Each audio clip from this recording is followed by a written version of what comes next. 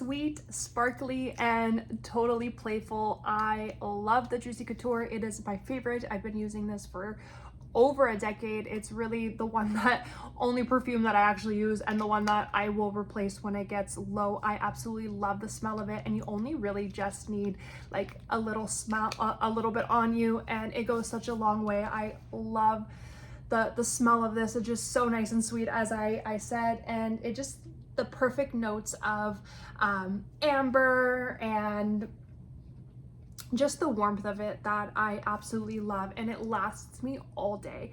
I even just smell it the next morning, so it's very long lasting, and like I said, you only need a little bit. And I mean, like, how cute is the bottle as well. So I love the reminiscence of the fruity like champagne, and I really wish that you'd be able to just smell this over this video. It is so good.